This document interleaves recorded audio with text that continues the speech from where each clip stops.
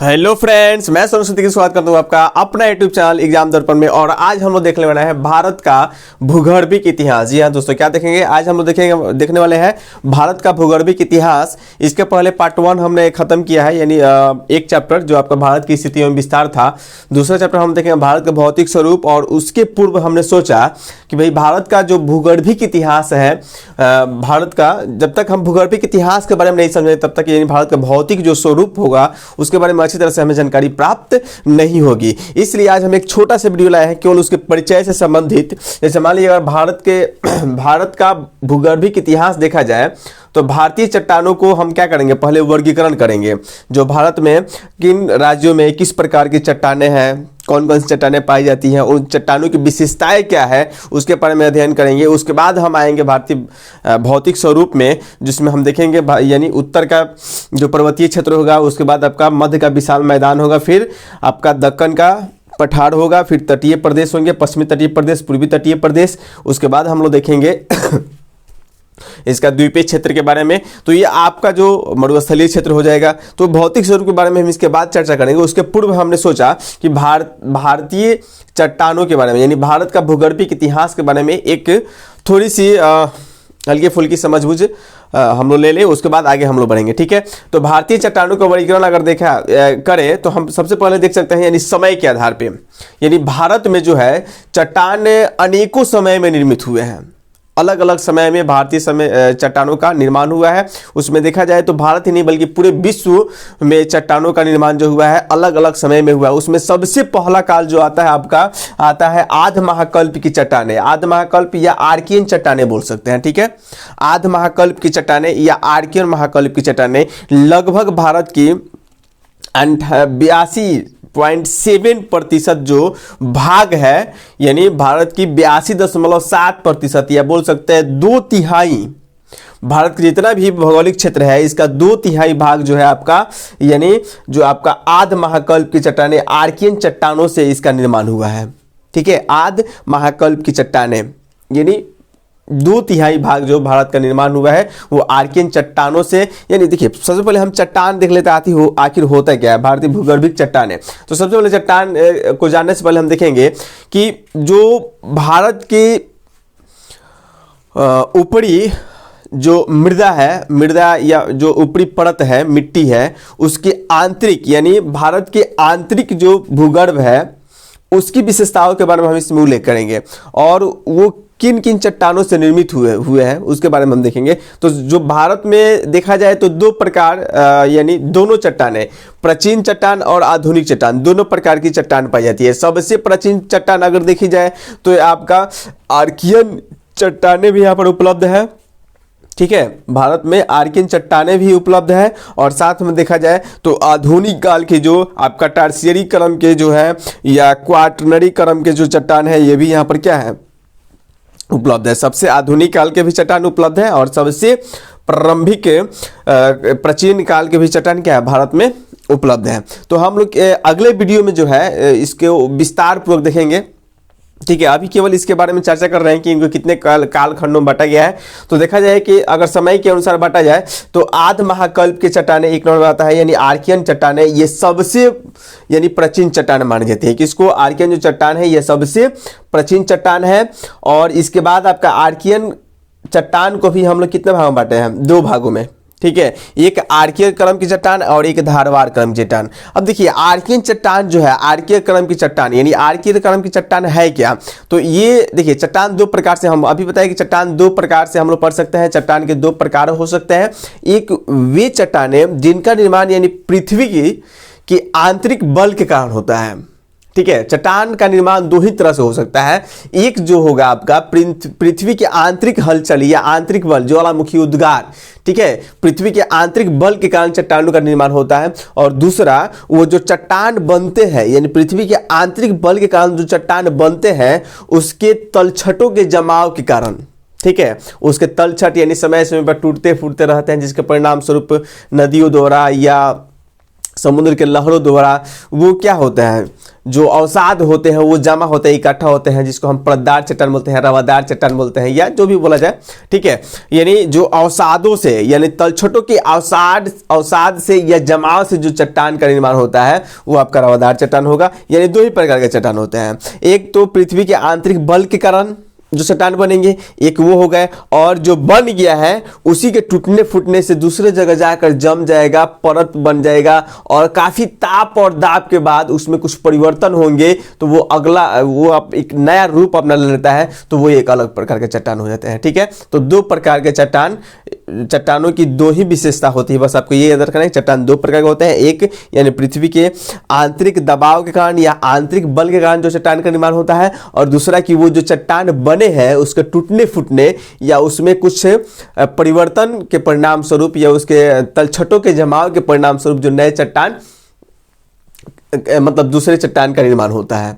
यानी पहले से चट्टान के अभिन्न अंग ही होते हैं, वो कुछ अंग ही है, टूटे फूटे कहीं जाकर जम गए और दाब और ताप के परिणाम स्वरूप उसमें कुछ परिवर्तन हो गया तो अलग सा चट्टान का निर्माण हो जाता है, ठीक है। तो ये हम देखेंगे। यानी आध महाकल्प के चट्टान जो है इसको कितने भाग बांटा गया है, दो भाग में बांट सकते हैं। आर्कियन क्रम की चट्टान एक हो जाएगा, दूसरा हो जाएगा आपका धारवाड़ क्रम की चट्टान, ठीक है। तो इसी के टूटने फूटने से बना है आपका धारवाड़ क्रम की चट्टान। उसके बाद देखेंगे कि आध महाकल्प के बाद यानी दूसरा जो महाकल्प आया वो आया पुरान महाकल्प, ठीक है। तो पुरान महाकल्प में भी चट्टानों का निर्माण हुआ। और पुरान महाकल्प में किस प्रकार के चट्टानों का निर्माण हुआ ये हम देखेंगे। कुडप्पा यानी कुडप्पा क्रम की चट्टान, यानी जो आपका पुरान महाकल्प है इसमें कुडप्पा क्रम की चट्टानों का निर्माण हुआ। कुडप्पा क्रम के जो चट्टानों का निर्माण हुआ उसके भी दो प्रकार होते हैं, आपका एक निचला कुडप्पा और दूसरा ऊपरी कुडप्पा, ठीक है। इस सबके बारे में हम एक एक करके पढ़ेंगे और पूरे डिटेल से पढ़ेंगे, कुछ भी पॉइंट हम छोड़ने वाले नहीं है, पूरे डिटेल से चर्चा की जाएगी, एक एक के लाइन को आपको समझाया जाएगा, ठीक है। इसलिए टेंशन लेने की आवश्यकता नहीं है, अभी केवल हम लोग उसका परिचय के बारे में देख रहे हैं। आगे चल के इसके बारे में एक एक जो चट्टान है, एक एक जो प्रकार है उसके बारे में हम अध्ययन करेंगे, एक एक करके एक एक वीडियो के माध्यम से उसको हम लोग देखेंगे, ठीक है। तो यहाँ पर क्या है, पुरान महाकल्प पहला हम लोगों के पास क्या था, आध महाकल्प की चट्टानें, और आध महाकल्प की चट्टानों को हम लोग कितने भागों में बांटे, दो भागों में बांटे। पहला आपका था आर्कियन क्रम की चट्टानें और दूसरा धारवाड़ क्रम की चट्टानें। ये दो याद रखना है आपको। आर्कियन क्रम की चट्टान को कितने भागों में बांटा गया है, दो भागों में बांटा गया है। कितने भागों में, दो भागों में, उस समय के अनुसार, आयु के अनुसार। तो दो भागों में बांटा गया है, तो आपका हो गया आर्कियन क्रम की चट्टान और दूसरा धारवाड़ की चट्टान, ठीक है, धारवाड़ क्रम की चट्टान। अब यहाँ पर हम लोग देख रहे हैं कि पुरान महाकल्प की माने पुरान महाकल्प में आपके चट्टान कौन कौन से निर्मित हुए हैं। तो उसमें आपका आता है पहला कुडप्पा क्रम की चट्टान, पहला क्या हो जाएगा, कुडप्पा क्रम की चट्टान, और इसको दो भागों में बांट सकते हैं।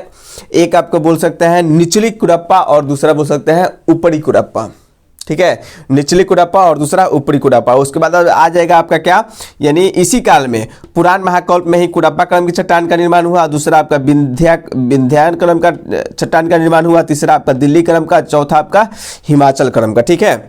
याद क्या रखना है आपको, ये पॉइंट थोड़ा सा नोट कर लीजिएगा। एक आपका कुडप्पा क्रम की चट्टान, ठीक है, दूसरा विंध्याचल क्रम की चट्टान, और तीसरा हो जाएगा आपका दिल्ली क्रम का चट्टान, और चौथा आपका हिमालय क्रम का चट्टान। ये उस क्षेत्र के नाम पर ही उसका नाम रख दिया गया है जहाँ पे इनकी प्राप्ति हुई है, उसी के नाम पे इसका नाम रख दिया गया, ठीक है। ये कुडप्पा में सबसे पहले देखा गया, यानी इसलिए कुडप्पा क्रम की चट्टान विंध्य में देखा गया, इसलिए या विंध्यान क्रम की चट्टान इसका नाम रखा गया। हम लोग देखेंगे एक एक करके सबके बारे में। उसके बाद दिल्ली में सबसे पहले मिला, इसलिए दिल्ली क्रम का चट्टान, हिमाचल क्रम का चट्टान, ये आपके हो गए। यानी पुरान महाकल्प के समय के चट्टान जो है, यानी पुरान महाकल्प में जो चट्टानों का निर्माण हुआ है वो आपका पहला क्या है, कुडप्पा क्रम की चट्टान, दूसरा विंध्य क्रम की चट्टान, और तीसरा दिल्ली क्रम की चट्टान, और चौथा हिमाचल क्रम की चट्टान। इसमें देख लें कुडप्पा क्रम में एक ऊपरी एक निचली, मतलब इसको दो भाग में बांटा गया। उसके बाद आप विंध्य में देखिएगा, इसमें भी निम्न और ऊपरी विंध्य, ठीक है, बस दो याद रखना है। इसमें आते हैं तीसरा में हम लोग देखेंगे, तो तीसरा द्रविड़ियन महाकल्प की चट्टान आता है आपका, ठीक है, द्रविड़ियन महाकल्प की चट्टान। और इस महाकल्प में जो है आपके कैम्ब्रियन प्रकार की चट्टान की उत्पत्ति हुई। उसके बाद दूसरा बोल सकते हैं आर्थोविशियन यानी प्रकार की चट्टानों का निर्माण हुआ। उसके बाद ल्यूरियन चट्टान का निर्माण हुआ, डेवोनियन चट्टान का निर्माण हुआ, कार्बोनिफेरस का निर्माण हुआ, ठीक है, कौन कौन से, यानी द्रविड़ीय महाकल्प चट्टान में किन किन चट्टानों का निर्माण हुआ है, कितने प्रकार की चट्टानों का, तो हम देख सकते हैं कैम्ब्रियन प्रकार के चट्टानों का निर्माण हुआ। ठीक है, कैम्ब्रियन समूह के चट्टानों का निर्माण हुआ। दूसरा हम देखेंगे आर्थो जो दिया है, आर्थोविशियन चट्टान का निर्माण हुआ। तीसरा आपको देखिएगा सिल्यूरियन चट्टान का निर्माण हुआ, और चौथा डिवोनियन। उसके बाद आपको कार्बोनिफेरस का निर्माण हुआ। कार्बोनिफेरस को हम कितने भाग बांट सकते हैं, कार्बोनिफेरस को 3 भाग बांट सकते हैं, ऊपरी कार्बोनिफेरस और मध्य कार्बोनिफेरस, और तीसरा हो जाएगा निम्न कार्बोनिफेरस। ठीक है, यह निचला कार्बोनिफेरस। ये आपका हो गया द्रविड़ महाकल्प की चट्टान। चौथा जो आता है आपका आर्य महाकल्प की चट्टान। तो आर्य महाकल्प की चट्टान ये आपका लगभग में सबसे बाद का चट्टान है। एक में हम लोग आध में देखे थे, एक में क्या देखे थे, एक में हम लोग आध देखे थे। ठीक है, दूसरा में हम लोग देखे थे आपका पुरान महाकल्प, और तीसरा में हम लोग देखे थे द्रविड़ीय महाकल्प, और चौथा में हो जाएगा आर्य महाकल्प की चट्टान। तो आर्य महाकल्प की चट्टान जो है इसमें आ जाएगा आपका गोंडवाना समूह। ठीक है, गोंडवाना समूह भी 3 प्रकार का होगा, ऊपरा होगा, ऊपरी होगा, ठीक है, मध्य होगा और निम्न होगा। तो उसको लिखा नहीं है, लेकिन याद रख लीजिएगा ये गोंडवाना समूह को भी 3 कालखंडों में बांटा गया है, ऊपरा गोंडवाना काल का समूह, मध्य गोंडवाना और निम्न गोंडवाना। ठीक है, उसके बाद ऊपरी, यहाँ पर देखिए ये जो हम लोग देख रहे थे यहाँ पर ऊपरी कार्बोनिफेरस का जो है, ये ऊपरी कार्बोनिफेरस की कुछ भाग की उत्पत्ति आपका आर्य महाकल्प में भी देखी गई है। ठीक है, तो यहाँ पर देखिएगा गोंडवाना समूह के कोयले, गोंडवाना समूह के कोयले के बारे में आप लोग पढ़े होंगे। तो गोंडवाना समूह के चट्टान ये आर्य महाकल्प के समय में इसकी उत्पत्ति हुई थी। दूसरा हो जाएगा आपका क्या, ऊपरी कार्बोनिफेरस हो जाएगा। ट्रियासिक समूह जो है आपका, ट्रियासिक जो समूह के चट्टान का निर्माण हुआ है वो भी आपके आर्य महाकल्प में हुआ है। जुरैसिक समूह का जो चट्टान का निर्माण हुआ है वो भी किस महाकल्प में हुआ है, तो आर्य महाकल्प में हुआ है। तीसरा आपका क्रिटेशियस समूह का जो निर्माण हुआ है, क्रिटेशियस समूह का जो चट्टान का निर्माण हुआ है वो भी किस काल में हुआ है, तो आर्य महाकल्प में हुआ है। ठीक है, दक्कन ट्रेप के जो चट्टान है उनका भी निर्माण किस काल में हुआ है, तो आर्य महाकल्प में हुआ है। उसके बाद देखेंगे क्वाटनरी क्रम का जो चट्टान है वो भी किस काल में हुए हैं, तो भी आर्य महाकल्प में हुए हैं। ठीक है, अब यहाँ पर हम देखेंगे टर्शियरी क्रम को भी कितने भाग में बांट सकते हैं, 3 भागों में। तो इयोसीन पहला क्या होगा, इयोसीन, दूसरा होगा मायोसीन, और तीसरा होगा शिवालिक क्रम। ठीक है, इयोसीन, मायोसीन और शिवालिक, ये 3 बात याद रखना है। यानी टर्शियरी में क्या क्या याद रखना है, इयोसीन, मायोसीन और शिवालिक, ये इंपॉर्टेंट है, यहाँ से क्वेश्चन आते हैं। ठीक है, कि इयोसीन क्रम के चट्टान किस प्रकार के चट्टान है, तो आप बोल दीजिएगा टर्शियरी प्रकार के चट्टान है। मायोसीन भी क्या है, किसका प्रकार है, तो टर्शियरी का प्रकार है। ये आपसे पूछे शिवालिक किसका प्रकार है, तो ये आपकी टर्शियरी क्रम का ही भाग है। यानी शिवालिक जो चट्टानों का निर्माण हुआ था उसको 3 कालखंडों में बांटा गया है, इयोसीन, मायोसीन और आपका शिवालिक। ठीक है, उसके बाद हम लोग देखेंगे क्वाटनरी क्रम जो होगा, क्वाटनरी क्रम को प्लीस्टोसीन क्रम और होलोसीन क्रम, ये आपके लगभग हो गए, यानी 4 कालखंडों में बटा गया था। प्रॉपरली रूप से देखेंगे यानी कि 4 कालखंडों में बटा गया था। एक आद्य महाकल्प की चट्टान, दूसरा आपका पुरान महाकल्प की चट्टान, और तीसरा द्रविड़ महाकल्प की चट्टान और आर्य महाकल्प की चट्टान। ये 4 कालखंड हो गए, और प्रत्येक कालखंड में कुछ प्रकार के चट्टानों का निर्माण हुआ है। तो आद्य महाकल्प की चट्टानों में किस प्रकार निर्माण हुआ है, तो देख लेना है एक बार। आद्य महाकल्प की चट्टान जो है, आर्कियन क्रम की चट्टान किस काल में बनी है, तो आद्य महाकल्प में। धरवाड़ क्रम की चट्टान किस काल में बनी है, तो आपका महाकल्प में, आद्य महाकल्प में। आद्य महाकल्प बोलिए या आर्कियन की चट्टान बोलिए। ठीक है, आर्कियन महाकल्प में बनी है। ठीक है, ये 2 बात याद रखना है। क्वेश्चन पूछे कुडप्पा क्रम की चट्टान, कुडप्पा क्रम की चट्टान जो है किस कालखंड में इसका निर्माण हुआ है, तो पुरान महाकल्प में। किस कालखंड में, तो पुरान महाकल्प में, या किस महाकल्प में इसकी उत्पत्ति हुई थी। कुडप्पा क्रम की चट्टान के निर्माण किस महाकल्प में इसकी उत्पत्ति हुई थी, तो पुरान महाकल्प में। आंख मूंद कर मारिएगा। ठीक है, विंध्यान क्रम की चट्टान की उत्पत्ति किस महाकल्प में हुई थी, तो पुरान महाकल्प में हुई थी।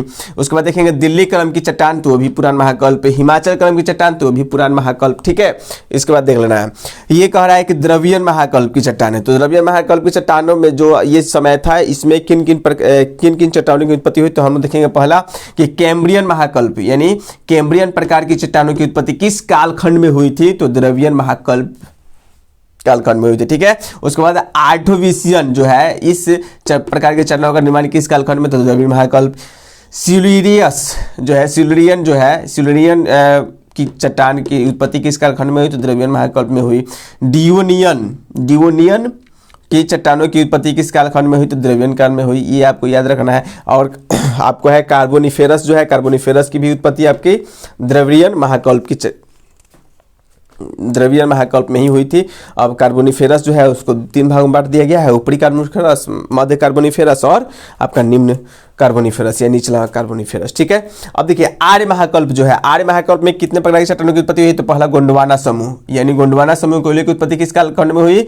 तो आर्य महाकल्प के समय में हुई थी। ठीक है, उसके बाद ऊपरी कार्बोनिफेरस, ये भी आपका आर्य महाकल्प में आ जाएगा। क्या दिया है जी?